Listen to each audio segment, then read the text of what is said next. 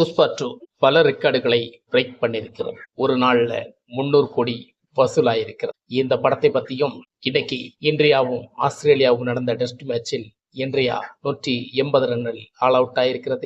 Australia 86 ரன்னில் ஒரு விக்கெட்டை இழந்து இருக்கிறது. இந்த மேட்ச் எப்படி போக போகிறது என்று நாளை பார்க்க முடியும். இதை பற்றி நமக்கு இந்த வீடியோல பார்க்க போறோம். வாங்க வீடியோக்குள்ள போலாம். சட்டம் ஒழுங்கு சரியில்லாமல் இந்தியருக்கு சாவை கிடையாது என்ற இந்தியாவின் வரலாறு. சிபிஎம் தமிழ் மீடியா உங்களை சந்திப்பது மிக்க மகிழ்ச்சி. புஷ்பா படத்தோட இந்த அளவுக்கு கொடூரமான வசூலை நம்ம தமிழ்நாட்டிலையும் அதிகமான வசூலை தான் எடுத்திருக்கு. இதுக்கு முன்னாடி நம்மளோட கேஜிஎஃப் 2 வந்து 16 கோடி வசூல் அடிச்சிருந்தது. ஆனா அந்த வசூலை முறியடிக்கல.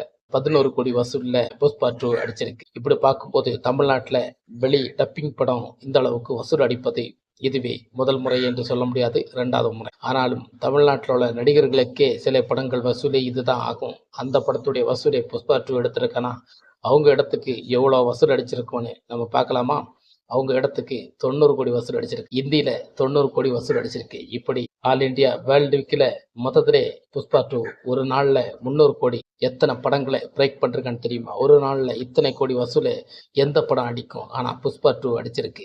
மிக பெருமையான ஒரு விஷயம். தென்னிந்திய சினிமாக்கள்லையும் இப்படி ஒரு சினிமா வளர்ந்து வருவது மிக சிறப்பாக இருக்கிறது. அல்லி அர்ஜுனுக்கு இது ஒரு மைல்கல்லை தொட்டிருக்குன்னு தான் சொல்ல முடியும். புஷ்பா 2 படமும் அப்படித்தான் இருக்கிறது. விறுவிறுப்பாக செல்லும் படம், நீளம் கூடுதலாக இருக்கின்ற ஒரு மைனஸை வைத்து படம் எந்த விதத்தில் சோபிக்கவில்லை. பிளாக் பஸ்டர் கிட்டு கொடுத்திருக்கிறது. ஒரு நாளிலே தெரிந்துவிட்டது படம் பிளாக் பஸ்டர் கிட் என்று.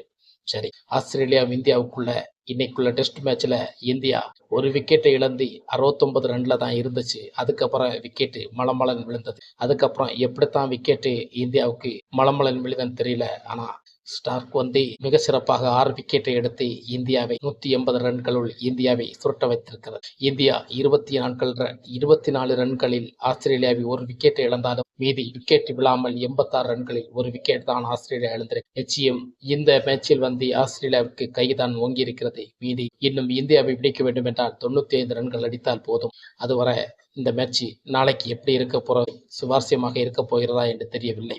ரோஹித் சர்மா கேப்டன்ஷிப் வந்து இந்த அளவு இப்படி இருக்கிறது. மீண்டும் ரோஹித் சர்மா என்ன சந்திக்க போகிறார் என்று தெரியவில்லை. ஒரு சீனியர் வீரர் மீண்டும் சொதப்பி இருக்கிறார். 3 ரன்களில் அவுட்.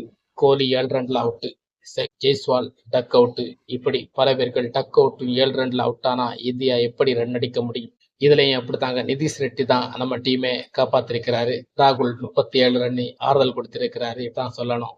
ஆனா இந்த மேட்ச் நாளைக்கு எப்படி இருக்க போறது என்று நமக்கு பொறுத்திருந்து பார்ப்போம். நாளைக்கு இந்தியாவுக்கு சாதகமாக மாறினால், அடுத்தடுத்த விக்கெட் விழுந்தால் மட்டுமே மாறும். இல்லை என்றால் இந்த மேட்ச் ஆஸ்திரேலியா கைதான் ஓங்கி இருக்கிறது என்று நமக்கு சொல்ல முடியும். மீண்டும் இது போன்ற வீடியோக்களை சந்திப்பது நம்ம வீடியோவுக்கு சப்ஸ்கிரைப், லைக் பண்ணுங்க, ஷேர் பண்ணுங்க. வணக்கம்.